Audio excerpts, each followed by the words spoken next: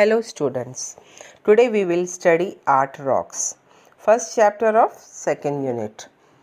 This travelogue is about Bhimbetka, the prehistoric rock shelter in Madhya Pradesh, where early human painted scenes from their life and their world. Bhimbetka, as the author realizes, is an awe-inspiring gallery displaying art that dates from the Paleolithic, means the early Stone Age, to the medieval, the Middle Age, all on one stony canvas. We find records of life starting from the periods when people are hunting gathers to the time when iron technology had become quite significant. A study of these paintings gives us an insight into the activities of prehistoric people, their clothing, the animal they had, and numerous other facts of their daily life. It is written by Rakshanda Jalil. She is a 56 years old Indian authoress. She was born in 1963. She lives in Delhi. In this chapter, the authoress describes the glorious Bhimbetka caves. It is situated 45 kilometers from Bhopal at the southern edge of the low-lying Vindhyachal Hills. It was discovered in 1957 by an archaeologist, Vishnu Sridhar Vakankar, while he was traveling in a train. The place Bhimbetka got its name by Lord Bhim. Bhim used to sit on these rocks. It means Baithak or seat of Bhim. There are around 700 rock shelters found in Bhimbetka, and in the rock shelters there are crude line paintings drawn from human hands. These drawings describes the earliest traces of human life in India. Researchers say that these rock shelters were largely ruled by hominids, means the early humans or Adivasi who ruled India more than 1 lakh years ago.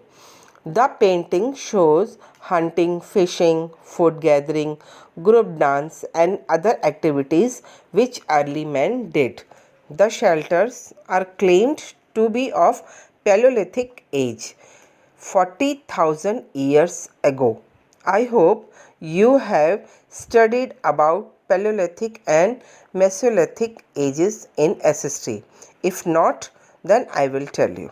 Paleolithic age was 40,000 years ago, while the Mesolithic age was around 10 to 8,000 BCE.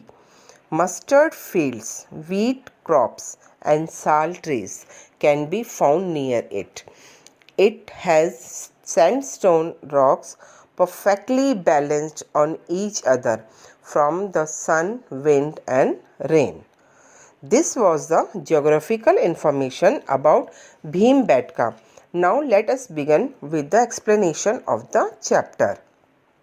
The authoress tells that during the Buddhist time, some stupas, which you can say as pillars, were built near Bhimbetka, and now they are a part of Buddhist stories. She also tells that UNESCO, the full form of UNESCO is the United Nations Educational, Scientific and Cultural Organization. The UNESCO declared it as a World Heritage Site in 1970. After seeing the paintings, archaeologists came to know that human societies emerged in the Paleolithic age. Traditions and religious belief came to these societies in the Mesolithic age that began around 8,000 year BCE. New societies and groups of people also began to draw on the same rock surface. They used these surfaces as their canvases. The oldest paintings are found near the bases of the rocks. Paintings like hunting deer, decorated horses, and men carrying badges of memberships, Adivasi dancers, horse riders, bows, and arrows are displayed on these rocks.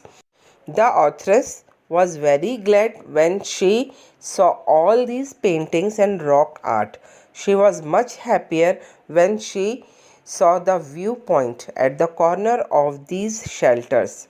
At that time, the sun was setting down and the mustard fields were looking golden.